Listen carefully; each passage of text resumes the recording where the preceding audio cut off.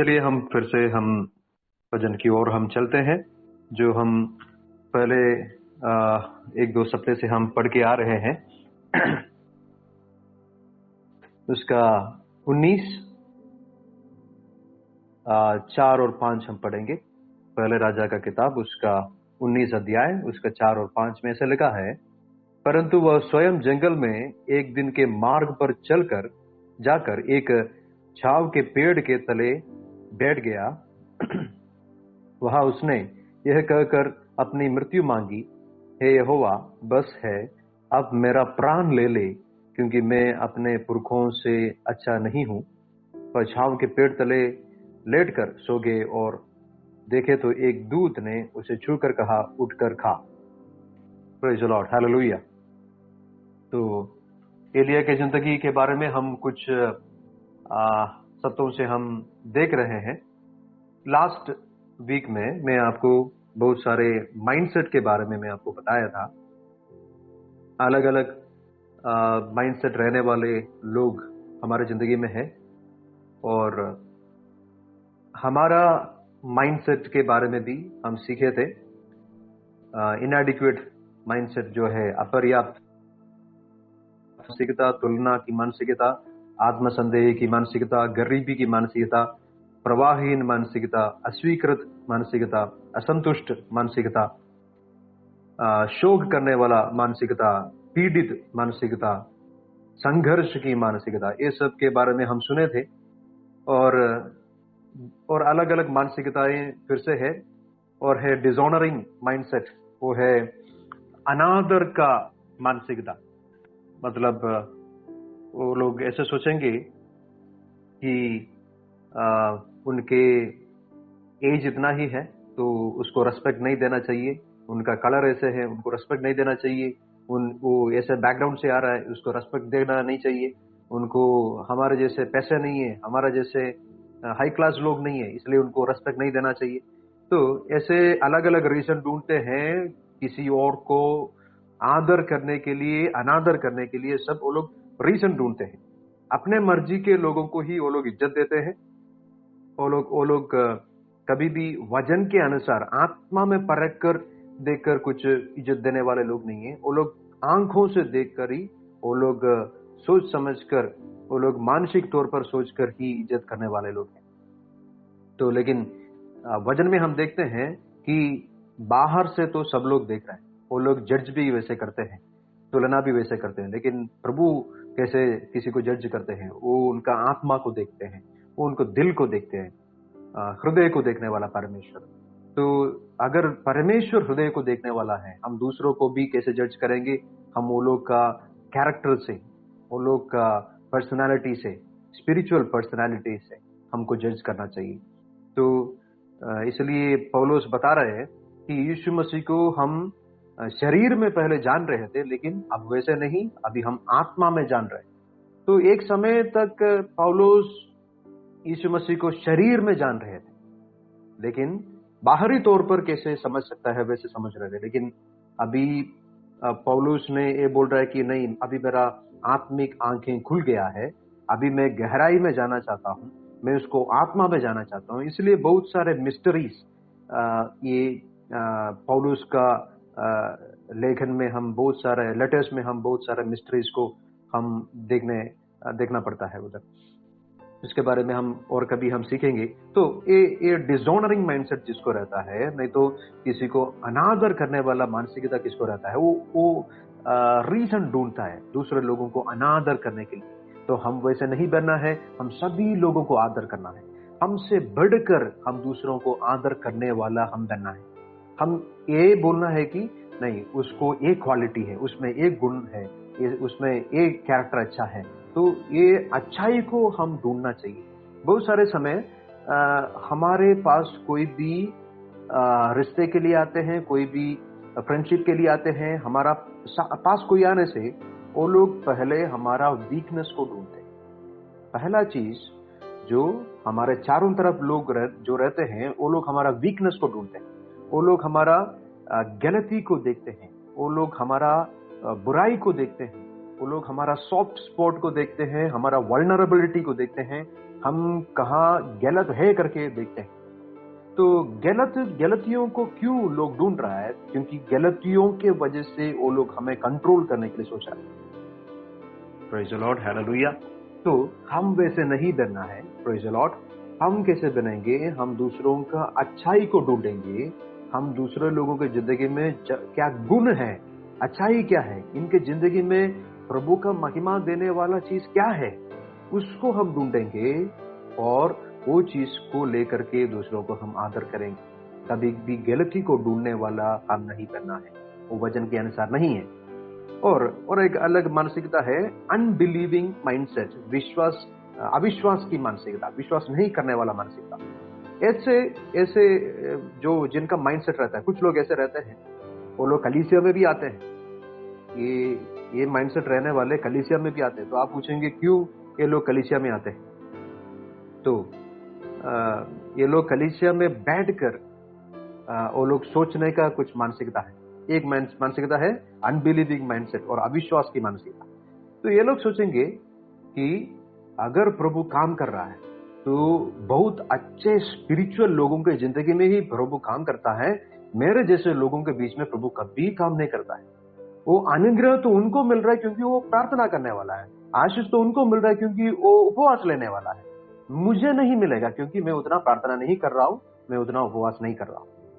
तो वचन को हम जाने से हमें ये बात पता चलता है, आपकी काम की वजह से प्रभु हमको प्रेम नहीं कर रहा है।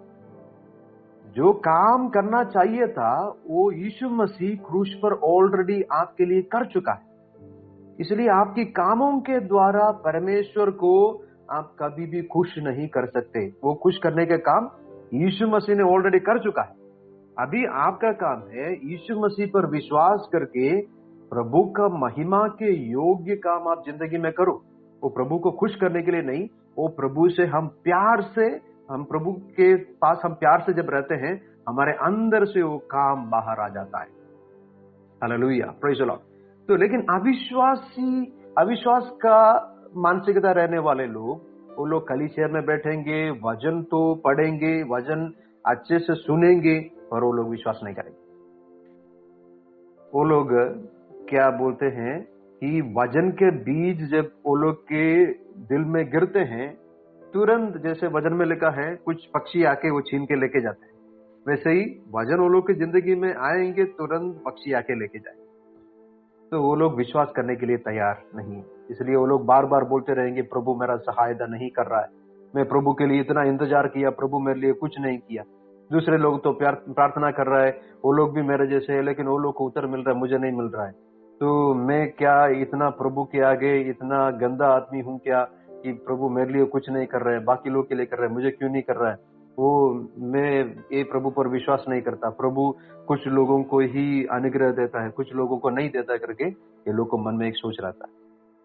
लेकिन यीशु मसीह में सभी लोगों को प्रभु एक जैसे ही प्यार कर रहा है। यीशु मसीह में सभी लोगों को एक जैसे प्रभु प्रेम कर रहा है। Hallelujah, praise the Lord. आप विश्वास करते हैं कि नहीं? तो यीशु मसीह में सभी लोगों के लिए प्रभु एक ही जैसे काम करेंगे। हालेलुया, कोई प्रभु के आगे स्पेशल नहीं है। सभी लोग, हम सब लोग एक जैसे ही परमेश्वर के आगे। इसलिए कभी ये मत सोचना कि वो अब्राहम की जिंदगी में हो सकता है, दाऊद की जिंदगी में ही हो सकता है, मूसा की जिंदगी में हो सकता है, ये भाई की जिंदगी में हो सकता है, वो बहन की जिंदगी में हो सकता है, मेरे जिंदगी में कभी नहीं होगा। नहीं, कभी मत बोलिए, कभी मत बोलिए, क्योंकि आप वो बोलने के वजह से नहीं होगा कुछ। अगर आपकी जिंदगी में कुछ आप होना है करके आप सोच रहे हो, तो आपको क्या करना चाहिए? आपको मन बदलना है। रिन्यूअल ऑफ माइंड को आप बदलना पड़ेगा, माइंडसेट को बदलना पड़ेगा। अगर आत्मा में ये वजन काम करना है तो मन को बदलने के लिए तैयार होना चाहिए। Hallelujah, praise the Lord. और एक अलग माइंडसेट है प्राइडफुल माइंडसेट, मतलब घमंडी मानसिकता। घमंड, उन लोग के अंदर बहुत घमंड रहता है, बहुत गर्व रहता है। वो लोग सोचते हैं कि मैं दूसरे लोगों से भी बहुत बेटर हूं, मैं कर सकता हूं और दूसरे लोग कर नहीं सकते।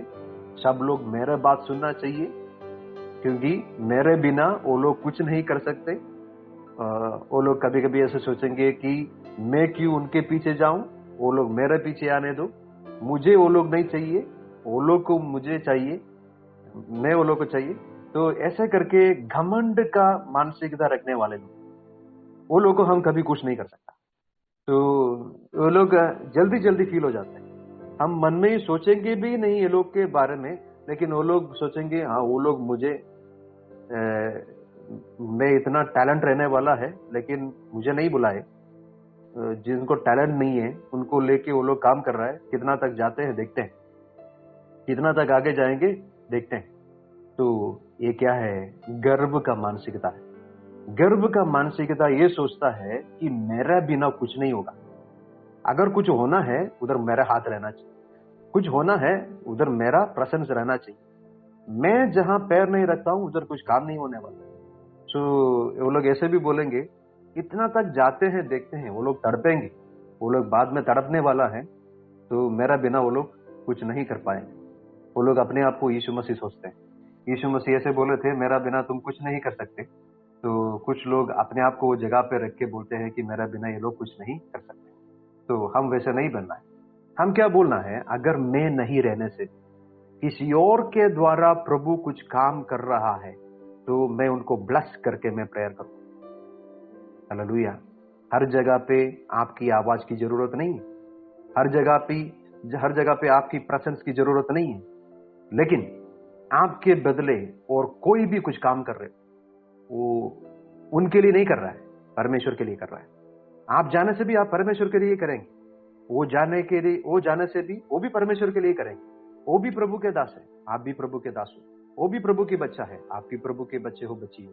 तो आप उनको देख करके बोलना चाहिए, अगर मैं नहीं रहने से भी मैं इधर से मैं उनके लिए प्रार्थना कर रहा हूं ताकि वो उधर जाके काम करे और प्रभु के लिए फल लेके आए। Hallelujah, praise the Lord, glory to Jesus, glory to Jesus, glory to Jesus. तो गर्व जहां रहता है आगे बढ़ नहीं पाते। जिनके जिंदगी में गर्व रहेंगे वो परिवार में भी तकलीफ रहेगा। वो लोग बोलेंगे कि मेरा पति मेरा बिना कुछ नहीं कर पाएंगे, मेरा पत्नी मेरा बिना कुछ नहीं कर पाएगी, मेरा बच्चा मेरा बिना कुछ नहीं कर पाएंगे। तो हर जगह में रुकावट डालने वाला एक मानसिकता, मैं ही कुछ हूं, मैं सब कुछ हूं, मैं कुछ हूं करके सोचने वाला चीज। तो पहले अगर हमारा जिंदगी में ये सोच है तो ये पहले हटाना चाहिए, क्योंकि ये जो जितना भी मानसिकता के बारे में मैं बता रहा हूं ये सब गलत सोच से उत्पन्न हुआ है। इनको अगर हम बदलने के लिए हम स्टेप नहीं लेने से प्रभु स्टेप लेंगे, प्रभु स्टेप लेंगे और प्रभु जरूर इसको बदलेंगे। तो कभी कभी प्रभु जब आपके ऊपर जब एक कुमार की जैसे प्रभु आपके ऊपर जब काम करना शुरू करेंगे, आपको तोड़ेंगे और फिर उसके बाद प्रभु आपको बनाएंगे, तो प्रोसेस बहुत कठिन रहता है। तो उसके लिए समर्पण होना भी बहुत बहुत जरूरी है। और एक मानसिकता है, वो है स्टबॉर्न माइंडसेट। स्टबॉर्न मतलब जिद्दीपन का मानसिकता। ऐसे लोग बहुत जिद्दी होते हैं। वो लोग इतना जिद करते हैं कि मुझे जो चाहिए वो मुझे मिलना ही चाहिए। आई डोंट केयर, मैं किसी को केयर नहीं करता, अगर मुझे चाहिए तो मुझे चाहिए, मुझे चाहिए करके मुझे पता है मैं क्या करूं, और कोई मुझे कंट्रोल करने के लिए नहीं आएंगे। मुझे जो चाहिए वो मुझे मिलेगा। तो जिद्दीपन का मानसिकता, किसी के अधीन रहने वाले लोग नहीं। मतलब ये लोग, ऐसे लोग को हम कुछ भी अच्छा भी बात समझाएं हम उनके शत्रु बन जाएंगे। बहुत जिद करने वाले, मतलब पता नहीं, ऐसे लोगों को मैं बहुत देखा हूं कि वो लोग वजन कहां से सुनते हैं मुझे पता नहीं। ये कान से सुन के ये कान से छोड़ने करके मैं बहुत बार सुना हूं, लेकिन दोनों कान से सुनने के बाद भी ये वजन कहां जा रहा है हमें पता नहीं, क्योंकि बहुत बहुत जिद करने वाले जिंदगी में जिद करते हैं, अपने काम में जिद करता है, कलीसिया में जिद करता है। नहीं, वो ऐसे होते हैं, मुझे चाहिए मुझे चाहिए। कुछ कुछ चर्चेस में ऐसा रहता है कि फ्रेंड में कुछ सीट्स कुछ लोगों के लिए, कुछ फैमिलीज के लिए ही रखे हैं, वो लोग का नाम लिख के रखे हैं उसमें। क्योंकि वो लोग ही डोनेट किए हैं, कुछ बेंचेस वो लोग डोनेट किए हैं, वो लोग का फैमिलीज का नाम लेके रखे हैं, वो लोग उधर ही बैठेंगे और कोई आके बैठने से उधर झगड़ा होगा और उस दिन कलीसिया में कुछ शांति नहीं रहेगा। तो बहुत जिद करने वाले, बहुत जिद करने वाले। ये कुछ अगर कुछ मीटिंग रखने से उसके मीटिंग के बीच में अगर उन लोग को जो मिलना चाहिए वो नहीं मिलने से उधर तकलीफ इधर तकलीफ, हर चीज में जिद्दीपन दिखाने वाले, तो वो भी एक मानसिकता है। तो हमारा जिंदगी में बहुत जिद दिखाने से प्रभु भी हमें एक मौका देगा समझने के लिए। अच्छे से नहीं समझ रहा है, फिर प्रभु के पास बड़ा लाठी है, तो लाठी से फिर से हमको मेडिसिन मिलेगा। तो मेडिसिन के लिए कोई इंतजार मत कीजिए। जिनको मन बदलना है तो जल्दी मन बदल सकता है। तो बहुत सारे मानसिकता के बारे में मैं बताया। ये मानसिकताएं सब क्या होता है, बहुत सारे नेगेटिव सोच से हमारा जिंदगी में उत्पन्न होता है। मैं इसलिए ये सब मानसिकता के बारे में बोले, ये नहीं है कि खाली आप लोग में प्रॉब्लम है, मेरा जिंदगी में भी प्रॉब्लम है, हम सारे लोगों का जिंदगी में भी प्रॉब्लम है। हमारा सोच कभी कभी नेगेटिव रह सकता है, हमारा सोच कभी कभी गलत रह सकता है। तो हमको क्या करना चाहिए, हम वजन की ओर जाएंगे और वजन को एक आईना की जैसे हम इस्तेमाल करना चाहिए, ताकि वजन में हम अपने आप को देखें और हम उस पर ढूंढना चाहिए, प्रभु आपकी वजन के अनुसार, आपकी बेटे की कैरेक्टर के अनुसार, यीशु मसीह की कैरेक्टर के अनुसार मेरा जिंदगी बदल रहा है कि नहीं। अगर नहीं बदल रहा है, मुझे बदलिए परमेश्वर, मुझे अवसर दीजिए परमेश्वर, मुझे वजन से सिखाइए परमेश्वर। मैं सीखने के लिए तैयार हूँ, मैं नम्र बनने के लिए तैयार हूँ। प्रभु मेरा गलतियों को, मेरा सोच को, मेरा बातों को प्रभु आप बदलिए करके नम्र होकर प्रभु की उपस्थिति में अगर जब हम आएंगे, प्रभु जरूर जरूर हमें बदलेंगे। Hallelujah, praise the Lord, praise the Lord. प्रभु अच्छा परमेश्वर है, प्रभु अच्छा खुदा है, वो सच्चा पिता है। तो उनके आगे अगर जब हम आ रहे हैं और परमेश्वर से मांग रहे, प्रभु मेरे से नहीं हो रहा, मेरे से नहीं हो रहा है, मैं बहुत बार कोशिश किया, गलत शब्द मेरा मुंह से नहीं निकलना है करके मैं सोच रहा हूँ, लेकिन जब झगड़ा होते हैं, जब वो लोग मुझे इरिटेट करते हैं, अचानक मेरे मुंह से निकल जाता है। प्रभु मुझे क्या करना है पता नहीं, आप मेरे जिंदगी को बदलिए। आप मांगने से प्रभु जरूर उतर देगा।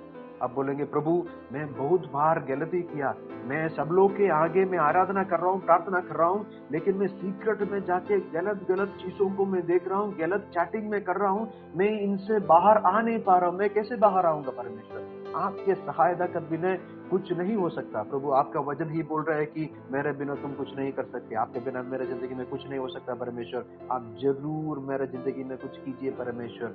उनके आगे घुटने में आएंगे, हम नम्र होंगे और समर्पण करेंगे, प्रभु जरूर उतर देंगे। Hallelujah, praise the Lord, praise the Lord. हम सारे लोगों के जिंदगी में कुछ ना कुछ वीकनेस है, कुछ ना कुछ गलती है।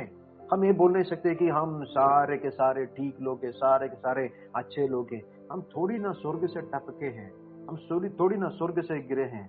हम सारे लोग इस धरती में ही रहे हैं ना। हम कितने एक्सपीरियंस से हम गुजरे हैं, हम बहुत सारे गलत संगति में हम रहे हैं, बहुत सारे सिचुएशन से हम गए हैं, बहुत सारे नेगेटिव हमारे जिंदगी में हो सकता है, बहुत सारे नेगेटिव बातें, वीकनेसेस हमारे जिंदगी में हो सकता है। लेकिन कलीसिया ऐसे एक जगह है जहां हम वचन जब सीखते हैं तो हमारा जिंदगी में परिवर्तन आने के लिए एक मौका है। हालेलुया।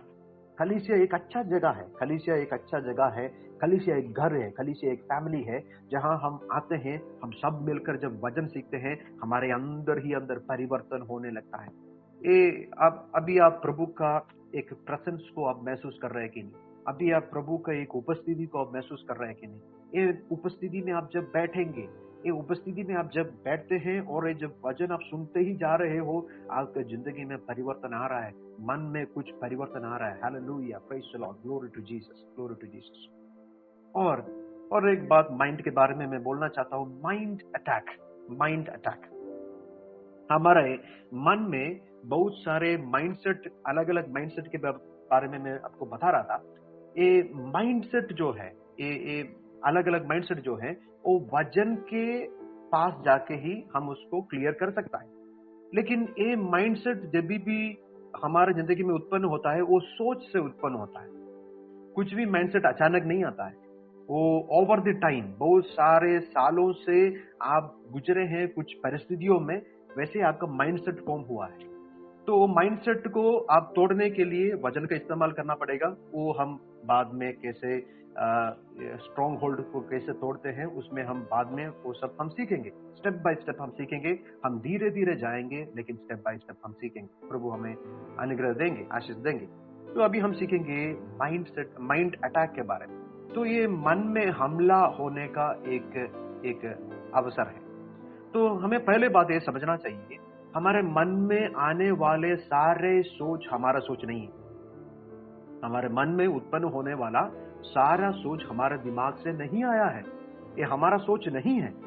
कुछ कुछ सोच उधर डाला दिया गया है। Praise the Lord, glory to Jesus. कुछ कुछ सोच आप मोबाइल में आप बहुत सारी चीजों को देख रहे होंगे। आप रास्ते में जाते हैं, आप एडवर्टाइजमेंट देख रहे होंगे, आप बहुत सारे लोगों से आप बात कर रहे होंगे, तो बहुत सारे सोचे आपके मन से गुजर रहा है। तो बाहर से जो आया हुआ बहुत सारे थॉट्स और सोचें आपका मन को बहुत इन्फ्लुएंस किया है, आपका मन में काम किया है। तो सारा सोच आपका मन से उत्पन्न नहीं हुआ है। कभी कभी शत्रु भी क्या करते हैं, गलत सोच हमारा मन में डाल देते हैं। गलत सोच। देखिए, एक इजी एग्जाम्पल अगर मुझे देना है तो देखिए, अभी एक घर है। अगर मेरे पत्नी इधर रहते तो हम दोनों के बीच में अगर झगड़ा जब हो रहा है तो झगड़ा के बीच में कौन रहते हैं? पत्नी नहीं उसके पीछे, मैं नहीं उसके पीछे, एक शत्रु रहेंगे उसके पीछे। शत्रु क्या करेंगे? उनके मन में मेरे विरोध में कुछ जाके डालेंगे और मेरे मन में उनके विरोध में कुछ लेके आएंगे। और ये हमारा मन में ऐसे, मैं उनके बारे में सोच रहे, सारे उसके बारे में नेगेटिव सोच रहे, सारे एक एक करके, हाँ उसने तब ये किया था, उसने वो किया था, उसने ये बोले थे, उसने वो बोले थे, सब मेरे मन में सोच चल रहा है। उसके मन में भी वैसे सोच चल रहा है। शत्रु उनके मन में भी कुछ डाले हैं। तो ऐसे कुछ छोटा सा बात करके आएंगे, उसके बाद वो छोटा बात बढ़ेंगे, बहुत बड़ा झगड़ा होता है। तो पति सोच रहा है वो क्या कुछ भी बोले हैं वो सब सही है। मैं सोच रहा हूं कि मैं जो कुछ भी बोला सही हूं, क्योंकि मेरा लॉजिक के अनुसार वो सही है, क्योंकि पॉइंट 1 करेक्ट था, पॉइंट 2 करेक्ट था। मैं जितना भी पॉइंट उनके विरोध में मैं बोला हूं, सारा पॉइंट सही है, क्योंकि मैं मन में सोच के रखा हूं। पर ये सोच किसने दिया? वो शत्रु दिया। वो भी सोच रही है कि जितना सारा नेगेटिव थॉट्स, नेगेटिव पॉइंट्स मेरे बारे में उनको मिला है, वो मेरे विरोध में बोल रही है, वो सब वो लॉजिकली थिंक करके रखे हैं, उसका मन में ऑलरेडी सोच के रखे हैं। वो सोच रहे कि ये सब सही है करके वो भी सोच रही होगी, लेकिन वो भी गलत है, क्योंकि इनके पीछे कौन है? शत्रु है। हालेलुया। शत्रु आके इधर कुछ बोलेंगे, शत्रु जाके उधर कुछ बोलेंगे और दोनों को झगड़ा करें, दोनों के बीच में झगड़ा आएगा। ये पति पत्नी के बीच में ही नहीं, माता पिता और बच्चे लोगों के बीच। तो माता पिता बच्चे लोगों के बारे में बहुत सारा एक्सपेक्टेशन करते हैं, लेकिन कभी कभी क्या होता है, माता पिता ऐसे भी गलत चीजें बच्चे लोग के बारे में सोच लेते हैं। वो ऐसे कर रहे होंगे, वैसे कर रहे होंगे, इनकी जिंदगी ऐसे जाने से खराब हो जाएगा, वो होगा, ये होगा। बच्चे लोग की जिंदगी में जाके शत्रु भी और कुछ सोच डालेंगे। वो सोचेंगे कि मेरा माता पिता मुझे नहीं समझ रहे, वो लोग मुझे फ्रीडम नहीं दे रहा है, ये कर रहा है, वो कर रहा है करके बच्चे लोग भी सोचेंगे। फिर एक दूसरे के बीच में फिर झगड़ा हो जाए, प्रॉब्लम हो जाएगी। तो देखिए, हमेशा झगड़ा होने के पीछे शत्रु का हाथ है। हमेशा नेगेटिव बात जब चलता है, उनके पीछे शत्रु का हाथ है। जब तक आप ये बात को नहीं समझेंगे, आप आर्ग्यू करते रहेंगे, एक दूसरे के साथ लड़ाई करते रहेंगे, कभी भी वो असली शत्रु को आप नहीं गिराएंगे। वो शत्रु के ऊपर आप जय प्राप्त नहीं करेंगे। आप किसके ऊपर जय प्राप्त करेंगे? अपना पत्नी के बातों के ऊपर आप जय प्राप्त करेंगे। हाँ, मुझे विक्ट्री मिल गया, मैं जो भी बोला सही था, वो गलत साबित हो गई। वो भी सोचेगी, हाँ मैं जो भी बोला मैं सही था और ये आदमी गलत है। इसके पीछे शत्रु का हाथ है। तो हमारा फैमिली हो, हमारा बच्चे हो, हमारा कंपनी हो, जहां हम काम करते हैं उधर हो, नहीं तो हमारा कलीसिया हो, जहां भी प्रॉब्लम होता है, जहां कहां भी एक व्यक्ति दूसरे व्यक्ति के बीच में टकराव आता है, एक व्यक्ति दूसरे व्यक्ति के बीच में प्रॉब्लम आता है। अंधकार की शक्ति काम करती है, अंधकार की शक्ति, उसको बोलते हैं माइंड अटैक। माइंड को आके अटैक करेंगे, माइंड को आके हमला करेंगे।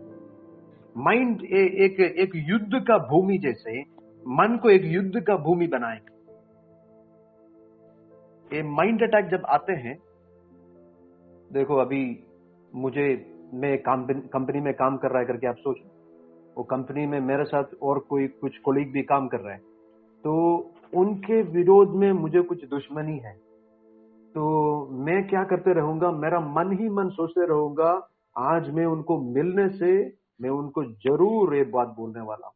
अगर वो कुछ मुझे बोले तो उनको बोलने के लिए मेरे अंदर बहुत सारे चीज ऑलरेडी है, मैं स्क्रिप्ट तैयार करके रखा हूं क्या क्या बोलना है। ऑलरेडी माइंड में स्क्रिप्ट तैयार करके हम रखे हैं क्या क्या बोलना है। तो माइंड अटैक जब चालू रहता है, मन में शत्रु जब हमला करते हैं, शत्रु दूसरे लोगों के विरोध हमें खड़ा कर देते हैं। हमारे डेस्टिनी में, हमारे भविष्य में, हमारे आशीष में पहुंचने से शत्रु हमें रोक देते हैं। एक इंपॉर्टेंट एग्जाम्पल मैं आपको देना चाहता हूं। इजरायली लोगों को 40 साल लगा कि वो वायदे के देश तक पहुंचने के लिए। 40 साल, ये 40 साल जो लगा था, एक्चुअली वो लोग 11-12 दिन में वो लोग चल के आ सकते थे, लेकिन 40 साल इसलिए लगा क्योंकि वो लोग पाप किए, वो प्रभु के विरोध में काम किए, मूसा के विरोध में काम किए। इसलिए क्या हो गया, वो लोग पर्वत के चारों तरफ वो लोग घूमते रहे। 40 साल वो लोग टाइम वेस्ट किए। अब ये लोग की जिंदगी में क्या हो रहा है, देखो, वायदा के देश पहुंचने के जस्ट पहले एक देश है, उसका देश का नाम है कादेश बर्निया। तो अभी इधर से कुछ ही किलोमीटर बचे हैं वायदा के देश में जाने के लिए। तो वायदा के देश का डोर तक पहुंचे हैं और कुछ ही समय के बाद वो लोग पहुंचेंगे प्रॉमिस्ड लैंड, वायदा के देश। सालों से जो इंतजार करके आए थे, सालों से जो एक्सपेक्ट करके आए थे, प्रार्थना करके आए थे, वैसे सोच के बहुत बड़ा ड्रीम गोल सब बना के जो आए थे, वो वायदा के देश में अभी पहुंचने वाला। लेकिन अभी कहां है, कादेश बर्निया में। ये कादेश बर्निया जो बॉर्डर है, बॉर्डर एरिया है, ये कादेश बर्निया में इजरायली लोग मूसा के विरोध में वो लोग बात की, प्रभु के विरोध में वो लोग बात की। मूसा को पत्थरी मारने के लिए वो लोग कोशिश की। एक छोटा सा बात है, वो छोटा सा बात इनके मन में बढ़ के बहुत बड़ा बात हो गया और सारे लोग इकट्ठा हो गया। एक दूसरे को कुछ बातें बोल करके मूसा के विरोध में सब लोग खड़ा हो गया। वो लोग बोले, मूसा को इधर ही मारेंगे, मूसा हमको मिस्र देश से इधर लेके आए होंगे, लेकिन ये देश में इसलिए वो लेके आए ताकि हम इधर मरे। ये क्या हमारा बच्चे लोगों को मारने के लिए इधर लेके आया क्या? ऐसे भी वो लोग बोले।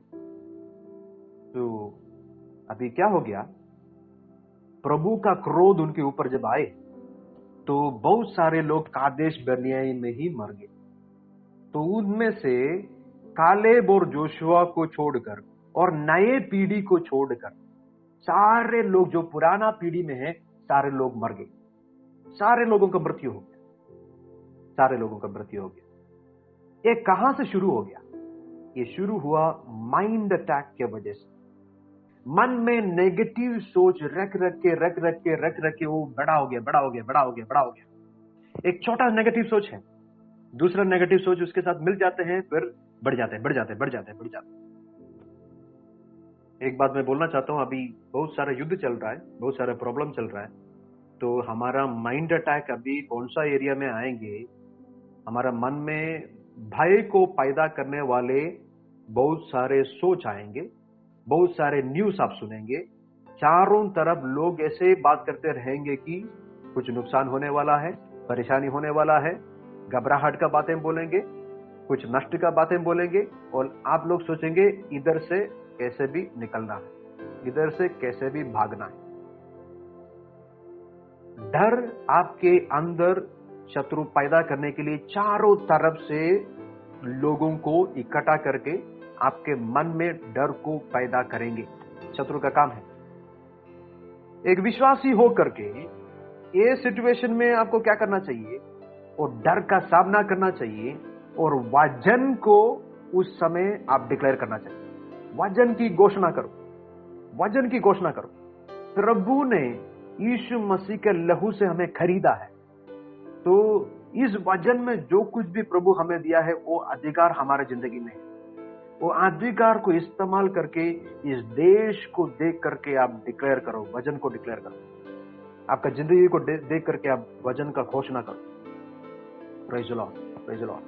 प्रभु का वचन में लिखा है, no weapon formed against you shall prosper. आपके विरोध में खड़ा करने वाला कुछ भी हथियार वो फल प्राप्त नहीं होगा।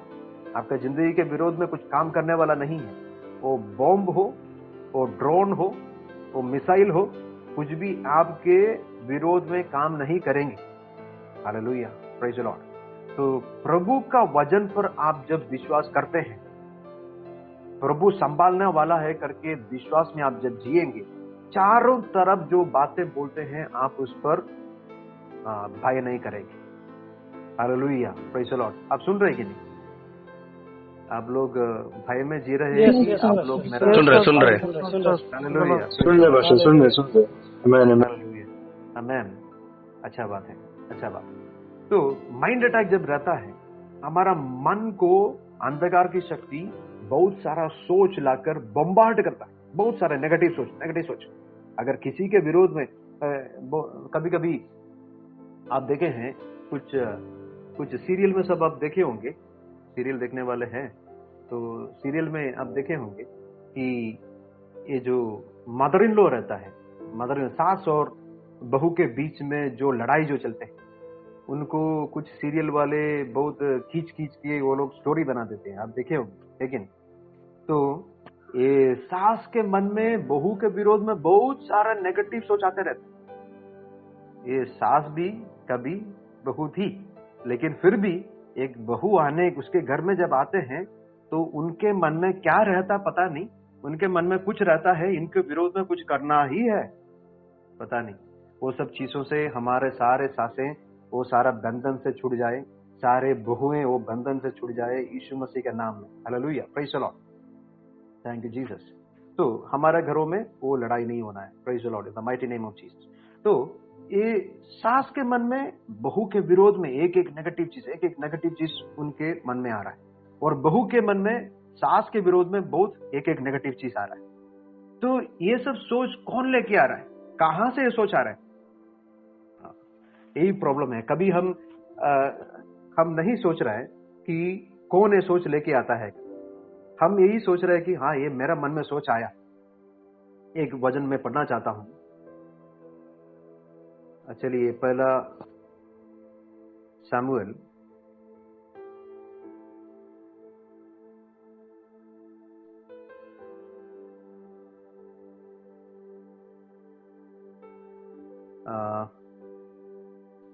दूसरा शमूएल उसका 24, दूसरा शमूएल उसका 24,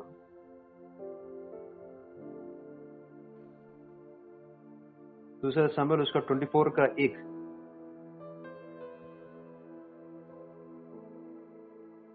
उधर लिखा है कि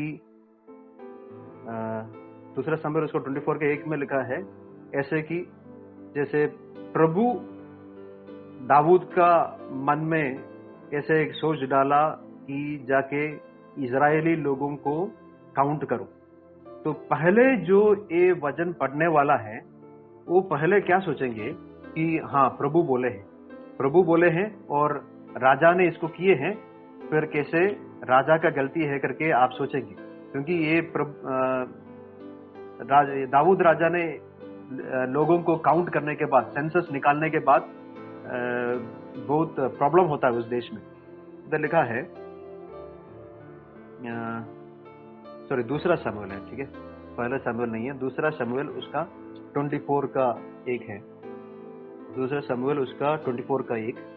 यहोवा उधर का ऐसे कोप हाँ इजराइलियों पर फिर भड़का और उसने दाऊद को उनकी हानि के लिए यह कहकर उबारा, इजराइल और यहूदा की गिनती ले।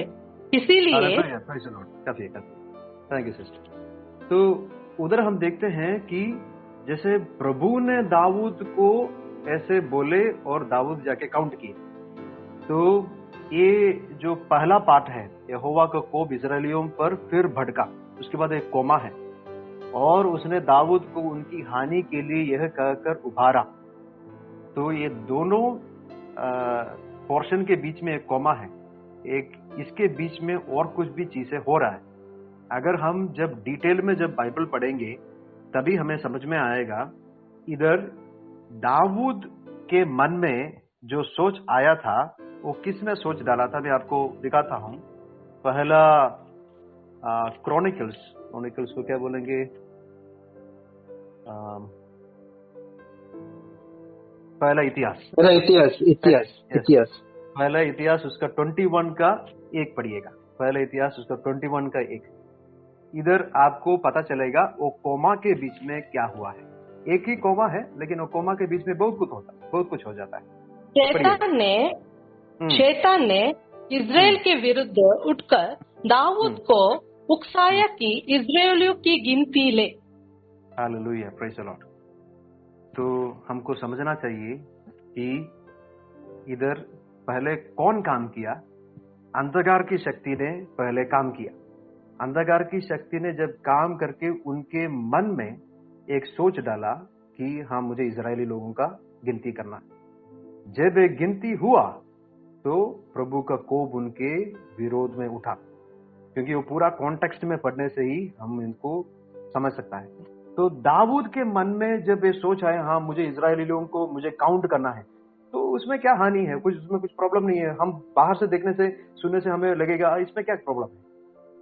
दाऊद ये मन में सोच रहा था कि मुझे जानना है कि शाऊल का समय में इजराइल ज्यादा बढ़ रहा था कि मेरा समय में। तो ये दाऊद के लिए गर्व का बात था, कि एक प्राइड का बात था कि मेरे समय में ज्यादा से ज्यादा इजराइल लोग बढ़े, नंबर में बढ़े और उनका टेरिटरी बढ़े। तो अपना नाम को बढ़ाने के लिए इसने क्या बोला कि लोगों को जाके काउंट करो। लेकिन ये सोच कौन डाला था? शैतान ने डाला था। शैतान ने एक सोच डाला उसके मन। तो वचन में पहला इतिहास 21 में साफ साफ लिखा है कि शैतान ने एक सोच दाऊद के मन में लेके डाला। तो हमारे जिंदगी में भी जो भी सोच हमारे मन में आते हैं, सारा हमारा सोच नहीं है, सारा हमारा सोच नहीं है। Praise the Lord, hallelujah, praise the Lord. तो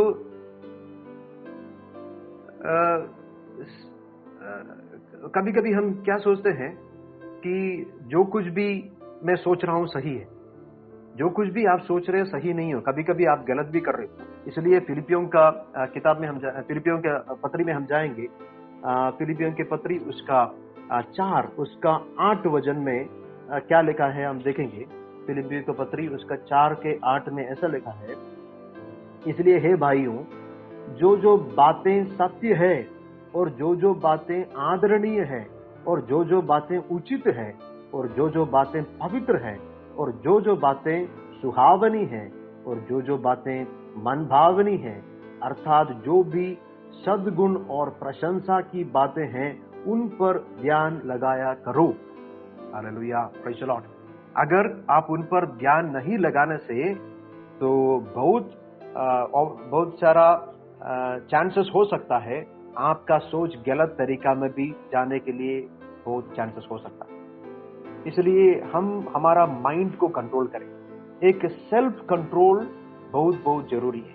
अगर हमारा जिंदगी में सेल्फ कंट्रोल नहीं रहता है, हमारा मन को जो अपना मर्जी से आप छोड़ दोगे, गलत काम करने के लिए आपका मन तैयार है हमेशा।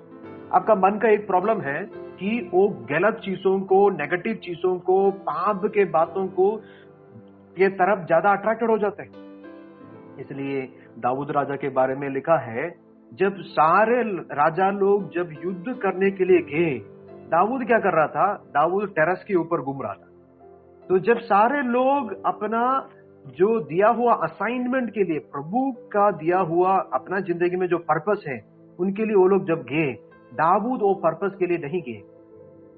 दाऊद जो काम करना था उसने वो काम नहीं किए, उसने गलत जगह पर रहा और उसको मन को फ्रीली भड़कने दिए, उसको मन को फ्रीडम से भड़कने दिए, वचन पर स्थिर नहीं रहा, प्रभु के कामों पर स्थिर नहीं रहा, उसका मन भड़कने लगा और वो गलत जगह पर उसका नजर गया और उसने वो व्यक्ति के साथ उसने पाप किया।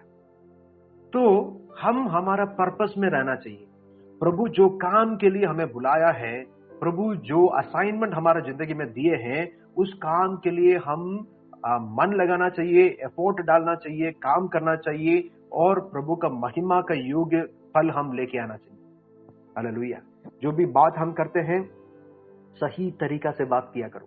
जो भी हम चीजों को सोचते हैं, सही चीजों को सोचने के लिए आप समय बिताओ, क्योंकि प्रेरित पौलुस ने बोल रहा है कि इन पर आप मन लगाया करो, इन पर ध्यान लगाया करो।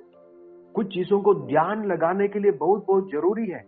अगर आप उन पर ध्यान नहीं लगाओगे, आपका मन भड़क जाएंगे और गलत चीजों को आपका मन जाएंगे।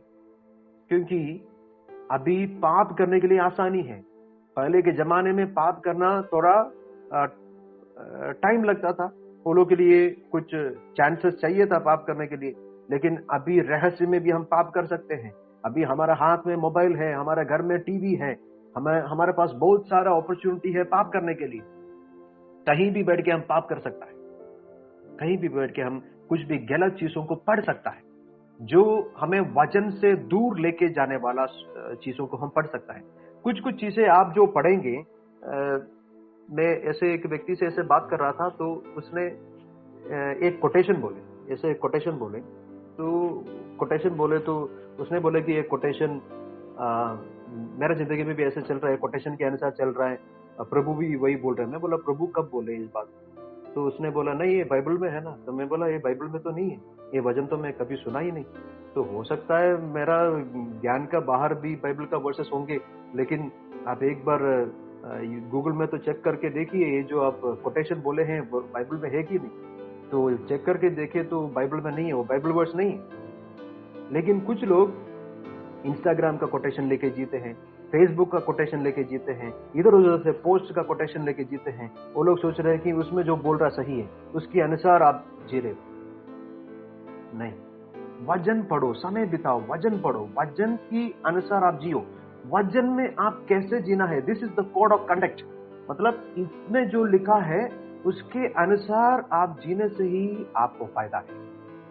फेसबुक में जो बोल रहा है, नहीं तो कोई साइकोलॉजिस्ट और साइकाट्रिस्ट जो बता रहा है रील्स के द्वारा, वो हो सकता है आपके लिए अच्छा है, कुछ अच्छा चीजों को वो लोग बता रहे हैं, लेकिन आप ये बात को भी ध्यान देना चाहिए, वचन क्या बता रहा है, आप समय बिता रहे हैं कि नहीं वचन की महत्वपूर्ण बातों को मन में लेने के लिए। कभी कभी हम ऐसे चीज, एक अच्छा एक्टिविटी रहेगा, जो वचन आपको अच्छा लगता है, जो वचन आपको दिल को छू रहा है, वो वचन को आप लिखिए, वो वचन को आप बार बार आप लिखिए।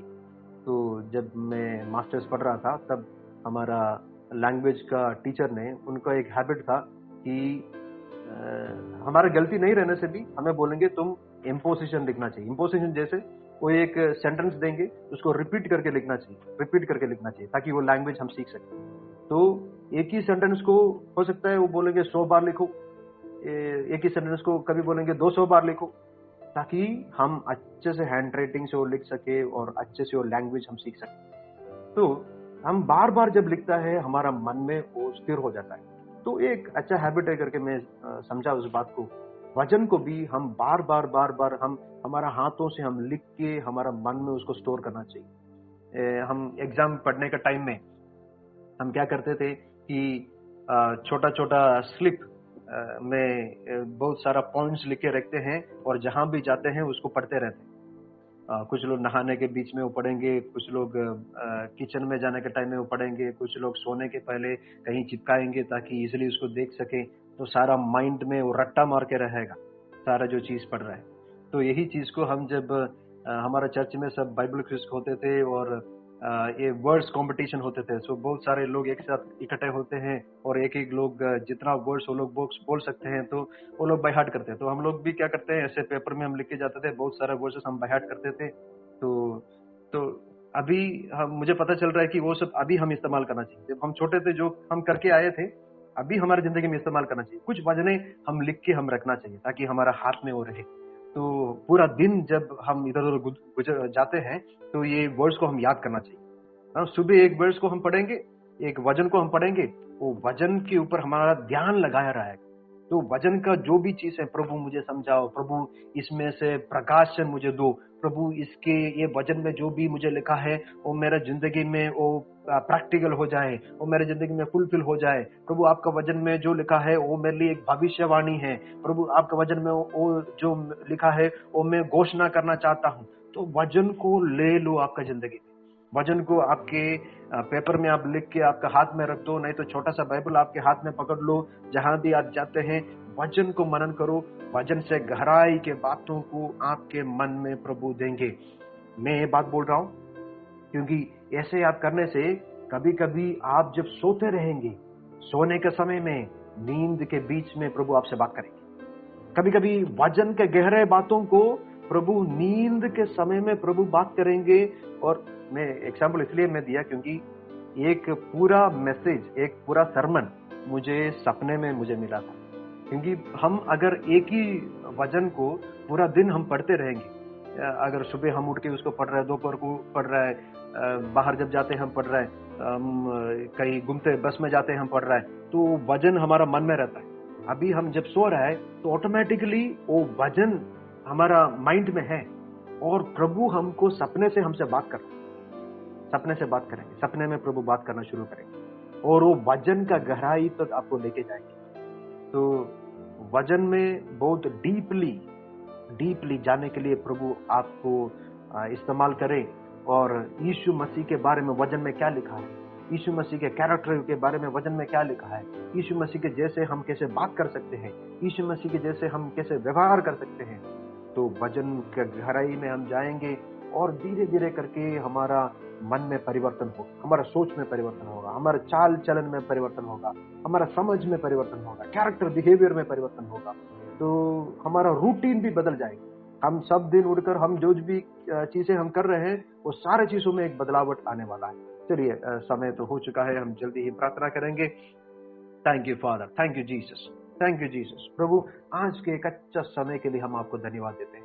हमारे इतने भाई लोग जो 27 डिवाइस से, हमारा भाई बहन लोग अलग अलग जगह से बैठकर प्रभु वचन सीखने के लिए वो लोग जो उत्साह दिखाए हैं, अपना कीमती समय वो लोग जो दिए हैं, पूरा दिन वो लोग काम करके आए हैं, थके हुए आए हैं, लेकिन वो लोग सोचे कि प्रभु आपका वचन सीखना है, 1 घंटा आपके आगे बिताना है और ध्यान से सुनना है। जो भी वचन सीख रहा है हमारे जिंदगी में उसको लेना है करके एक उत्साह आप उनके जिंदगी में दिया है, इसलिए आपको धन्यवाद करते हैं। 27 डिवाइस से जितने भी भाई बहन, जितने भी परिवार आप जुड़ रहे हैं परमेश्वर, वो लोग को आप आशीष कीजिए प्रभु, वो लोग का बरकत कीजिए प्रभु आगे वो लोग को एक एक काम में आपका हाथ रहने के लिए हम प्रार्थना कर रहे हैं परमेश्वर।